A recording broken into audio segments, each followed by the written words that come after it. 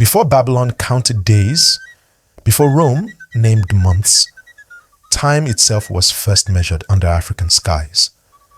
Long before clocks and calendars standardized the world, human beings looked upward to the stars, the sun, the moon, and carved meaning into the rhythm of the heavens. And it was here on the ancient lands of Africa that this cosmic language was first written. Time was not invented in royal courts or imperial towers. It was observed in deserts, sung in rituals, etched into stone, and carried in the memories of those who understood that time was sacred. Africa was the first keeper of time.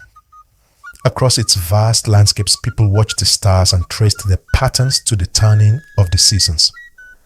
They aligned stones with solstices, built temples that mirrored constellations, and marked the heartbeat of the earth with calendars older than any in recorded history. Long before the Gregorian calendar set the world to a mechanical rhythm, African civilizations lived by cosmic time, fluid, circular, divine. This is not a myth. This is where the story of time begins. Our journey starts in the Nubian desert at Nabta Playa, where over 7,000 years ago, ancient astronomers raised stones to the sky, aligning them with Orion's belt and the summer solstice sunrise.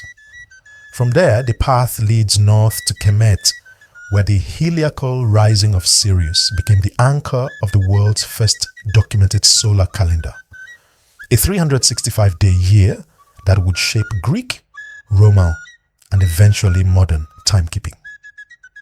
But the journey doesn't end in the Nile Valley. It spreads outward across the savannas, forests, and coasts, where indigenous African communities created their own intricate systems of marking time. Among the Igbo, the sacred 4-day week, Eke, Orie, Afo, Nkwo, structured markets, rituals, and cosmic order. The Yoruba wove Orisha festivals into lunar cycles. The Dogon tracked the stars in 60-year cycles with astonishing precision. The Akan, Ethiopians, and Kongo people developed calendars that reflected both celestial motion and spiritual philosophy. This is the timeline of African time, older than Babylon, older than Rome. It's a story of observation and revelation, of people who saw the universe not as a clock to be conquered, but as a living rhythm to be honored. And though colonialism imposed new calendars, the memory of these ancestral systems still beats beneath the surface, waiting to be remembered. Time was first written here, and today we read it again.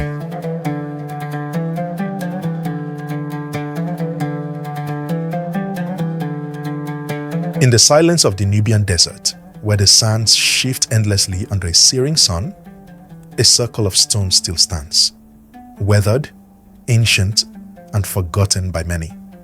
But these stones are not random. They are aligned with intention, geometry, and meaning. They speak a language older than writing, older than empire. This is Nabta Playa, a sacred site that predates Stonehenge by over 2,000 years, yet remains almost unknown outside the circles of African historical scholarship.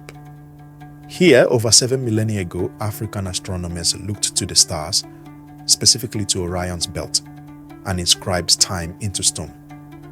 What they created is believed to be the world's earliest known calendar. Located in present-day southern Egypt, close to the Sudanese border, Nabta Playa was once a lush seasonal lakebed during the Holocene period, a time when the Sahara was green and nomadic groups roamed its fertile plains. Between 7,000 and 5,000 BC, these early pastoralists began to settle seasonally at the site, bringing cattle and rituals with them. They did not build in haste. They studied the skies across generations, mapping the movement of stars and observing the rhythms of the sun. What emerged from this sacred watching was a stone circle, carefully aligned with the summer solstice sunrise, as well as with the stars of Orion's belt, a celestial marker revered by many ancient civilizations but traced earliest right here in Africa. The alignment wasn't arbitrary. It held deep agricultural and ecological meaning. The rising of Orion and the appearance of the summer solstice marked the beginning of the seasonal rains, a critical moment for early herders and farmers. By watching the skies and building this megalithic marker, the people of Nabta Playa were able to predict climatic shifts, structure seasonal migrations, and prepare for planting. In this way, time became survival, and the sky became a sacred clock, one that did not tick but shimmered. But Nabta Playa was more than a practical observatory. It was a ceremonial site, a place of gathering, pilgrimage, and ritual. Archaeological discoveries point to carefully arranged tumuli, stone alignments, and underground chambers, some of which contain cattle remains, suggesting early sacrificial or ancestral rites. The integration of astronomy with ritual hints at the presence of an early priesthood, individuals or lineages who understood the heavens and held spiritual authority among their people. These were not just skywatchers. They were custodians of sacred science, preserving knowledge through oral tradition and symbolic action long before it was ever carved into papyrus or stone tablets. The sophistication of Nabta Playa's design has astounded researchers.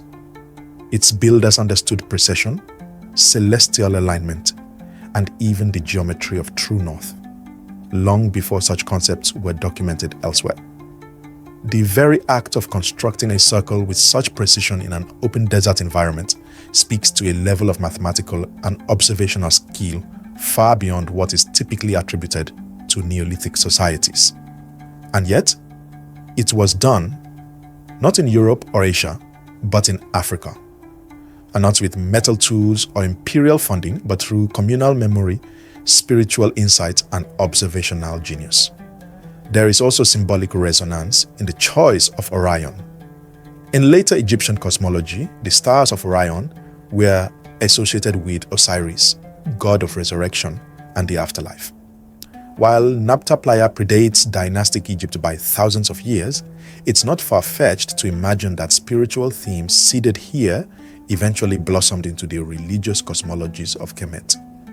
In this sense, Nabta Playa may not only be Africa's first calendar, it may also be Africa's first temple, blending astronomical precision with sacred function. A prototype of time measuring and soul measuring alike. And yet, despite its age and significance, Nabta Playa is rarely included in the world's list of great ancient wonders. It does not feature in most textbooks. It is not held up beside the pyramids or Stonehenge or the ziggurats of Mesopotamia. Why? Because it tells a story that challenges dominant narratives. It tells us that Africans, Black Africans, were the first to measure the cosmos, that the roots of astronomy, agriculture, and sacred geometry lie not in Greece or Sumeria, but in the deserts of Nubia. To recognize Nabta Playa is to redraw the map of human knowledge. It is to understand that the history of timekeeping, of science, of sacred space begins not with conquest, but with observation, not with empires, but with a circle of stones placed lovingly beneath the stars.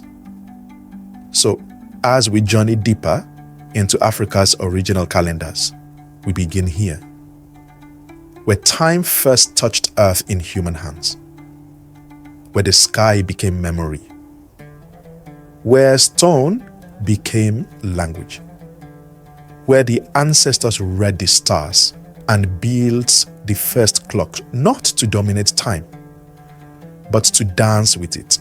In the land known as Kemet, where the Nile carved green veins through the golden desert, time was not simply watched, it was mastered. Here, among temple walls, granite columns, and hieroglyphic scrolls, Africans transformed celestial observation into civilization. They looked to the sky not only for signs of divinity, but for the rhythm of life, planting, ritual, and rebirth. And at the center of this cosmic dance was a single sacred star, Subdet, known to us today as Sirius. Each year, just before dawn in midsummer, Sirius would rise above the eastern horizon. Its first appearance after a period of invisibility, an event called the heliacal rising. This moment was not simply astronomical, it was divine. It coincided with the annual inundation of the Nile, a miraculous flood that turned dry earth into fertile farmland, breathing life into the black soil of Kemet. The people did not see this as coincidence. They saw it as a cosmic covenant, a heavenly signal that renewed the cycle of life, agriculture, and divine order. Thus, the rising of Sirius became the anchor point of the Egyptian calendar and marked the start of the new year. Unlike earlier systems tied strictly to lunar cycles, the priests of Kemet developed a solar calendar of remarkable accuracy. This calendar divided the year into 12 months of 30 days, totaling 360 days, and then added 5 epagomenal days, known as the days upon the year, which were considered sacred and outside ordinary time. These 5 days were dedicated to the births of major deities: Osiris, Isis, Horus, Set, and Nephthys. In total, the year comprised 365 days, mirroring the Earth's solar journey long before the same measurement appeared in the Western world. This calendar system was not a theoretical tool confined to scribes. It shaped every aspect of Egyptian life. Festivals, agricultural cycles, tax collection, royal ceremonies, and temple rituals were all scheduled with calendrical precision. The entire civilization ran on a divine clock, one that connected heaven to earth through astronomy, spirituality, and administration. To keep this calendar accurate, priestly astronomers maintained detailed observatories within temple complexes. These were not merely religious centers, but hubs of science and cosmology. From the towering temples of Karnak and Dendera to the deep interior sanctuaries of Edfu, the priests observed star risings, tracked planetary movements, and aligned temples with celestial events. Many temples were built so that light would enter sacred chambers only on specific days of the solar year, such as solstices or equinoxes, linking architecture directly to the movement of time. The heliacal rising of Sirius was so important that it was embedded in religious texts and myths. Subdet was deified as a goddess, the celestial herald of abundance and renewal. In the mythic cycle, she was associated with Isis, whose tears for Osiris were said to cause the Nile to flood. Thus, cosmology, ecology, and theology were united in the Egyptian perception of time. Scholars date the formalization of this calendar to around 4241 BCE, making it the oldest documented solar calendar in human history.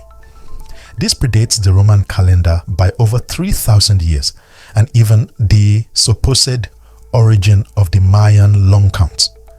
And yet, this African innovation rarely receives credit in modern discussions about the development of timekeeping.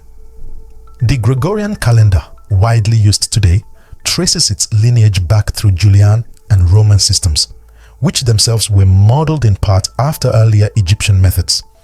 The Roman Empire adopted a 365-day calendar under Julius Caesar in 45 BCE, influenced directly by contact with Egypt, particularly during his involvement with Cleopatra.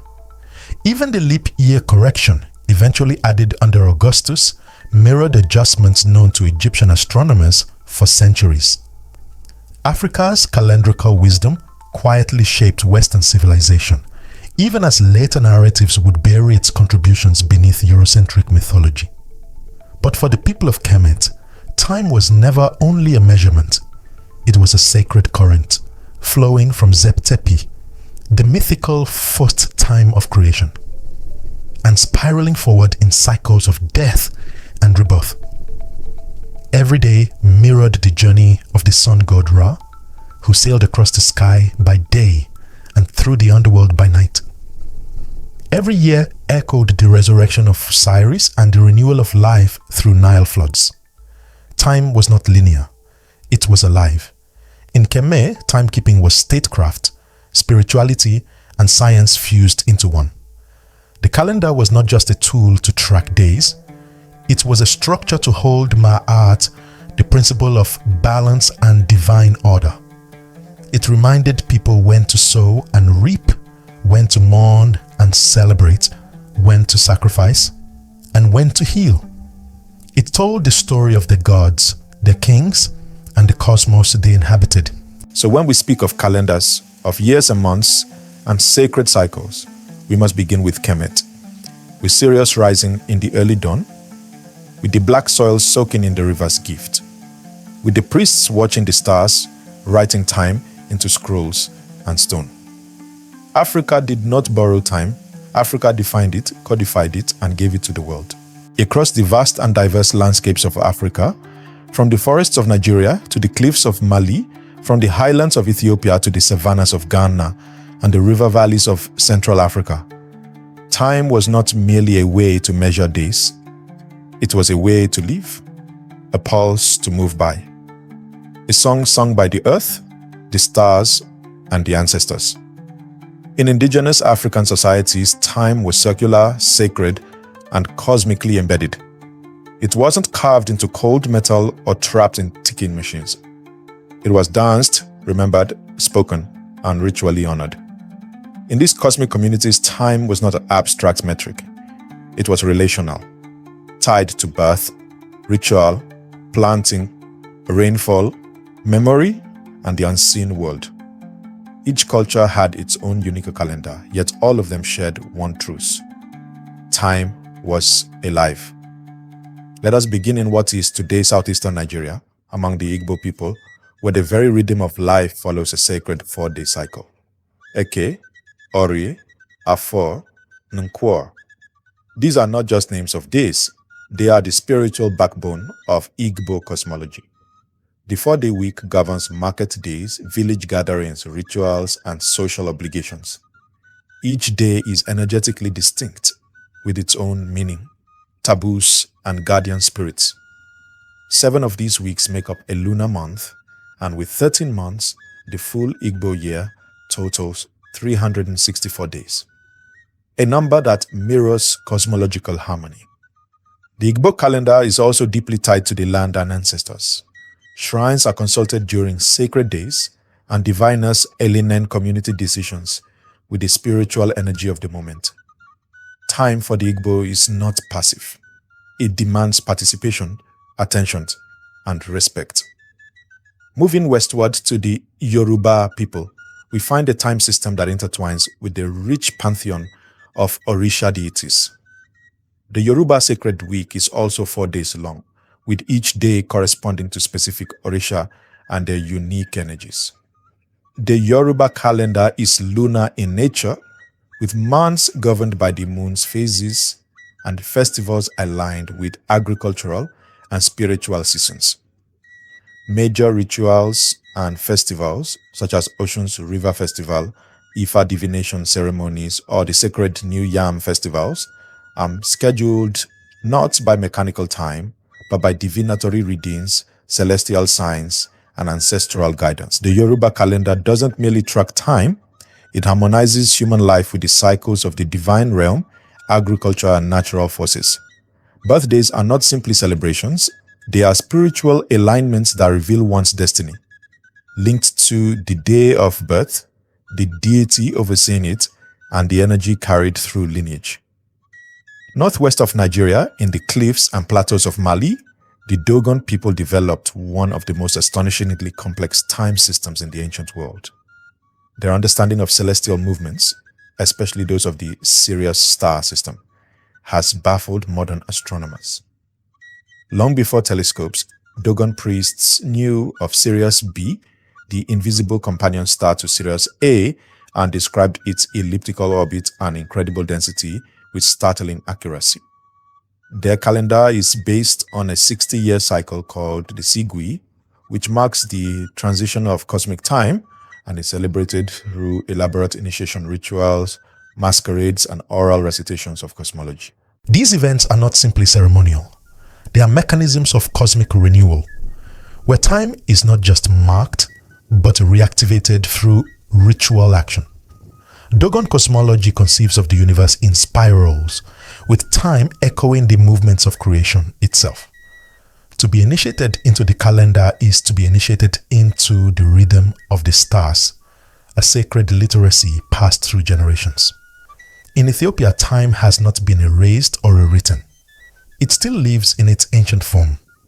The Ethiopian calendar, a solar calendar based on ancient Coptic and Alexandrian systems, divides the year into 13 months, 12 of 30 days, and a small 13th month of 5 or 6 days. Unlike the Gregorian calendar, Ethiopia's system is 7 to 8 years behind, based on an alternative calculation of the birth of Christ. Yet for Ethiopians, this is not a delay, it is continuity. Their calendar reflects a worldview rooted in Christian cosmology, but older than many of Europe's institutions. Holidays such as Timket, Epiphany, and Meskel, the finding of the true cross, follow their own solar logic, and the Ethiopian New Year, Enkutatash, aligns with the seasonal change in September, when the rains end and flowers bloom. For Ethiopians, time is spiritual, agricultural, and communal, tracked not just by sun and moon, but by scripture, song, and the rhythm of fasting and feasting. In Ghana, among the Akan people, the concept of time is inscribed into identity. Every individual is named based on the day of their birth, with each day associated with a deity, spiritual character, and cosmological energy. A boy born on a Monday may be named Kwadwo, while a girl might be called Adwowa. These names are not just labels, they are blueprints of soul purpose. The Akan calendar runs on a 7-day spiritual cycle, where each day carries symbolic weight and informs one's behavior, rituals, and community role. Festivals like Aboakye and Homowo are linked to both historical memory and calendrical timing, reinforcing the collective relationship between time and identity. Among the Akan, time is not only measured, it is lived through names, stories, and celebration. Further south in Central Africa, the Kongo people developed one of the deepest symbolic time systems on the continent, the Dikinga cosmogram. This circular diagram, intersected by a cross, represents 4 stages of life and 4 moments in the daily sun cycle: dawn, birth, noon, maturity, sunset, death, transition, and midnight, ancestral realm. This is more than a spiritual model. It functioned as a calendar, a philosophy, and a ritual guide. The 4 quadrants of the Dikenga map correspond to seasons, elements, directions, and solstices. Congo societies used this symbol to guide agricultural activities, funerary rites, and spiritual initiations. The movement of time was understood as cyclical and spiritual, not linear and fixed. This worldview carried into the Afro-diasporic traditions in the Americas. From the cosmograms found in Congo Square in New Orleans to the ritual timekeeping of Hoodoo, Palomayombe, and Voodoo. Even in exile, the Congo people carried their sense of time and planted it anew. Across all of these societies, Igbo, Yoruba, Dogon, Ethiopian, Akan, Kongo, we find a common theme. Time is not separated from spirit.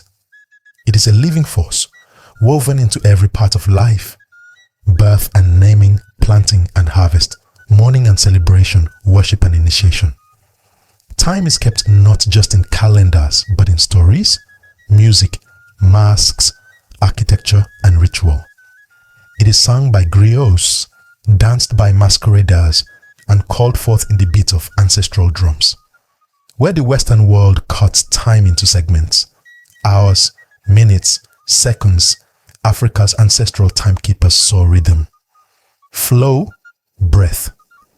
They knew that the moon speaks to the tides, and the tides speak to the crops, that the sun does not rise the same way twice, that some years are for planting, others for resting, others for remembering.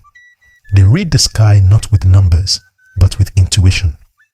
They felt time in the bones of the earth. So when we speak of indigenous African calendars, we are not talking about relics.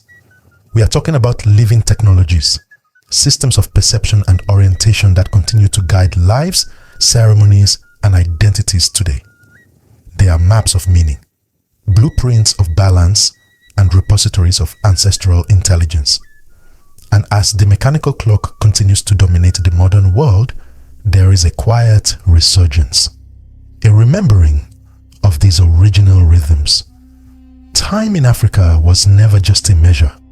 It was a relationship with the land, the cosmos, the ancestors, and the future. It was lived, sung, and danced. And in many places, it still is. Across the African continent, time was not only observed in the sky or felt in the rhythm of life, it was built into the earth, carved into stone, sung in stories, planted in fields. Time in many African societies was embedded in architecture, agriculture, and ancestral ritual, creating a living system where the sacred and the seasonal were inseparable. In these societies, calendars weren't just tools for measuring days. They were spiritual technologies that guided when to build, when to plant, when to harvest, and when to remember. One of the most breathtaking examples of time made tangible is the city of Great Zimbabwe. Rising from the granite hills of southern Africa between the 11th and 15th centuries, it was the capital of a powerful kingdom that controlled trade routes stretching from the interior to the Swahili coast. But Great Zimbabwe was not just a political or economic hub. It was a sacred space designed with cosmological precision. The stone walls, built without mortar, follow curves and alignments that scholars believe reflect both astronomical observations and ceremonial rhythms. Certain doorways and corridors aligned with the path of the sun, suggesting that solar orientation played a role in the timing of rituals and royal processions. The site's great enclosure may have functioned in part as a sacred calendar, a spatial map of ritual events tied to the movement of the heavens and the cycles of the earth. In this way, Great Zimbabwe was not just a city, it was a calendar made of stone. Further north and west, in the region straddling modern-day Senegal and the Gambia, lie the Senegambian stone circles, over 1,000 ancient monuments arranged in mysterious formations. These circles, built from massive laterite stones, are thought to have served as ancestral ritual sites, and many archaeologists suggest they may have had calendrical or astronomical functions. Some alignments correspond to solstice sunrises or moon positions, hinting at their use in tracking time for planting, harvesting, and honoring the dead. In local oral traditions, these circles are linked to lineage and legacy, places where time and memory converge. They served as ritual clocks, guiding seasonal ceremonies and ancestral communication. In agrarian societies throughout Africa, planting and harvest cycles were regulated by solar and lunar calendars, often interpreted by priesthoods or elder councils. In parts of West and Central Africa, lunar eclipses, moon phases, and the appearance of certain stars were used to decide when to clear land, sow seeds, or begin communal rituals. The arrival of the rains was not merely a meteorological event, it was a spiritual one, anticipated through rituals designed to harmonize human effort with natural timing. Agricultural calendars were often embedded in myth and song.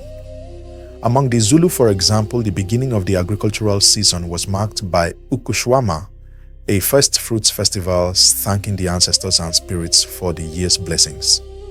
In Ethiopia, the Enkutatash New Year, linked to seasonal blooming, coincides with planting cycles and represents both spiritual and agricultural renewal. In all these cases, time was measured not by machines but by the behavior of the land itself, the budding of trees, the migration of birds, the appearance of certain insects. Nature was the clock. Ritual was the synchronizer. But the memory of time in Africa was not just kept in stones or seeds, it was carried in voices, in stories, in song. The griot, or traditional historian and praise poet of West Africa, was a human calendar, one who remembered not just dates, but meanings. Griots could recite genealogies stretching back centuries, recounting the births of kings, the timing of wars, the founding of cities, and the cycles of festivals. They memorized the seasonal events of dynasties and the ritual calendars of empires like Mali and Songhai. Through music, performance, and narrative, they synchronized collective memory, ensuring that time itself was never lost, even in the absence of written records. Griots were timekeepers, not of seconds or minutes, but of cultural rhythm, cosmological awareness, and ancestral continuity. These systems, architectural, agricultural, and oral, formed the triad of sacred timekeeping that defined many African societies. Architecture marked celestial rhythms in stone. Agriculture responded to the pulse of nature through ritual and observation. An oral tradition preserved the sacred sequences of history, ensuring that each generation inherited not just the what, but the when and the why. Time was not owned by a clockmaker or controlled by a calendar maker. It was shared, understood communally, and passed through initiation, observation, and reverence. This way of living with time stands in stark contrast to the industrialized world's obsession with productivity and punctuality. In indigenous African contexts, time was about alignment, not efficiency. It was about being in the right spiritual, ecological, and communal season, not racing against an artificial deadline. Time flowed like a river, marked by ceremonies and transformations, not by hour hands and alarms. It was slow when it needed to be, fast when it had to be, always relational, always alive. Today, many of these calendars are still active, in modified or hidden forms. Elders still observe the moon before announcing planting days. Rituals are still held in accordance with solstices and equinoxes. And griots, though fewer, still sing the timelines of memory. What was once widespread may now be quieter, but it is not gone. In remembering these sacred clocks, in stone, soil, and song, we are reminded that time is not only what is measured, it is what is remembered, what is honored, what is lived together. Africa's ancestral calendars didn't just track days, they wove time into meaning, guiding societies in harmony with the heavens, the earth, and the spirit world. The oldest clocks were not built in towers. They were carved in stone, aligned with stars, planted in fields, and passed down through stories. They were not silent mechanisms ticking toward deadlines, but living rhythms echoing with meaning. From Nabta Playa, where time first touched earth in sacred geometry, to Kemet, where Sirius signaled the Nile's sacred flood and the year's rebirth, to the countless indigenous calendars woven through the heart of the continent. Africa did not follow time. Africa authored it. We have journeyed across deserts and deltas, across weeks of 4 days and years of 13 months. We've stood beside stone circles in Senegambia and temple observatories in Thebes. We've listened to griots recite the rhythm of generations and watched farmers plant in harmony with the moon. In every corner of the continent, we've seen that time in Africa was never merely counted. It was sung, it was danced, it was remembered. And yet much of this was silenced, not by forgetfulness, but by force. Colonial systems imposed their own calendars, their own clocks, their own metrics of control. The Gregorian calendar became the global standard. The rhythms of ancestors were replaced with factory hours. And slowly, the memory of African time began to fade. Not because it was wrong, but because it was too powerful to be allowed. But let's be clear, they didn't erase time. They erased the memory of how we held it. The stones are still there, the songs are still sung, The stories still whisper in languages older than empire. The sacred calendars live on in rituals, in names in stars that still rise and fall just as they always have. Reclaiming African time is not nostalgia, it is resistance. It is the recovery of a truth deeper than any textbook and more enduring than any clock. It is remembering that time is not something we chase, it is something we live with, in balance, in reverence, in rhythm. So if this journey moved you, don't let it end here. Like this video to honor the ancestors. Comment below with what you carry from your culture. Share this with someone who deserves to know. And subscribe to History Store, because time doesn't just pass, it echoes. And now, you've heard it.